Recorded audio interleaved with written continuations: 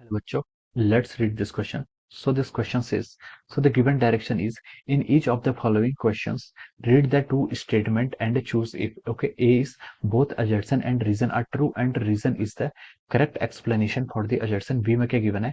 Both assertions and reason are true, but reason is not the correct explanation of the assertion. C में given है assertion is true, but reason is false.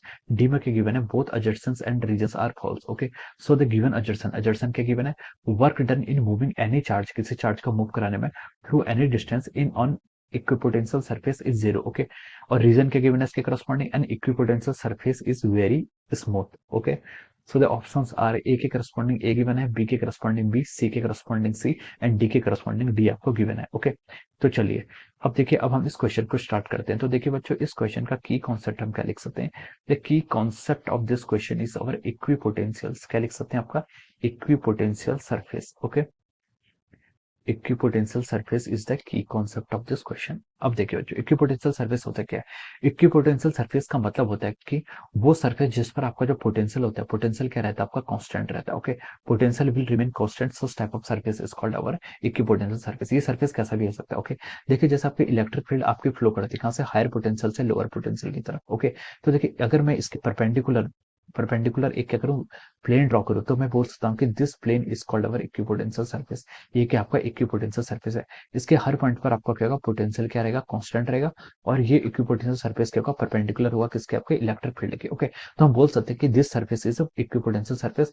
यहाँ पर we की value क्या रहेगी? Fix रहेगी. Okay, हर point पर आपका पोटेंशियल क्या रहेगा? आपका सेम रहेगा. ओके, अब देखिए बच्चों, अब देखिए हम क्या करते हैं, वर्क डन को जो हम डिफाइन करते हैं, हम क्या करते हैं? आपका वर्क डन जो हम डिफाइन करते हैं, आपका पोटेंशियल डिफरेंस किसके इक्वल होता है? पोटेंशियल डिफरेंस होता है आपका amount of work done bringing a charge particle, unit positive charge particle को अगर हम क्या करते हैं, इन्फिनिटी से पोटेंशियल डिफरेंस फाइंड आउट कर रहे हैं, तो हम लिख सकते हैं दो पॉइंट, यानी कि ए से लेकर बी तक में हम क्या कर रहे हैं, अगर हम किसी चार्ज पार्टिकल को क्या कर रहे हैं, ए से लेकर यूनिट पॉजिटिव चार्ज पार्टिकल को अगर हम ए से बी पॉइंट पर ले आने में हमें जितना अमाउंट ऑफ वर्क डन करना पड़ता है, this is called the potential difference. वो क्या कहलाते हैं? यहाँ पर आपका पोटेंशियल डिफरेंस कहलाता है. ओके, तो ये आपकी डेफिनेशन है किसकी? इक्विपोटेंशियल सरफेस की. अब देखिए अजर्सन और रीजंस की तरफ अब हम क्या करते हैं? यहाँ पर मूव करते हैं. ओके, तो देखिए अजर्सन्स में क्या बोला उसने?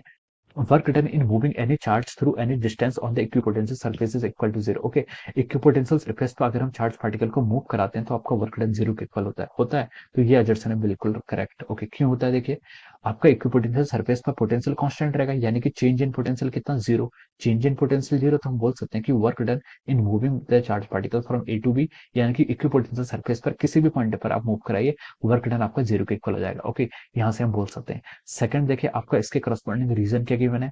रीजन है बोला है कि equipotential surface is very smooth. Okay, smooth मतलब there should not be any, यहाँ पर आपका फ्रिक्शन फोर्स एक्ट नहीं करेगा. ओके, तो ये रीजन आपका रॉन्ग है. ओके, रीजन है कि इसके पीछे बिहाइंड, रीजन ये है कि इस पर पोटेंशियल कांस्टेंट रहता है, पोटेंशियल कांस्टेंट रहता है और वर्क डन क्या होता है? आपका चेंज इन पोटेंशियल, तो इसलिए आपका जीरो हो जाता है. ओके, तो स्मूथ वाला कोई रीजन नहीं है. ओके, तो हम बोल सकते हैं यहाँ पर देखिए आपका क्या है? अजर्सन तो आपका बिल्कुल करेक्ट है and reason is incorrect. Okay, assertion is true but reason is false. तो देखिए आपका किससे मैच कर रहा है? It is matching with the option C. क्या लिख सकते हैं हम यहाँ पर? ऑप्शन सी क्या हो जाएगा? इस क्वेश्चन के करस्पॉन्डिंग आपका करेक्ट आंसर हो जाएगा. Okay, option C will be the right answer of this question. Okay, so I hope you all understood this concept. All the best and thank you so much.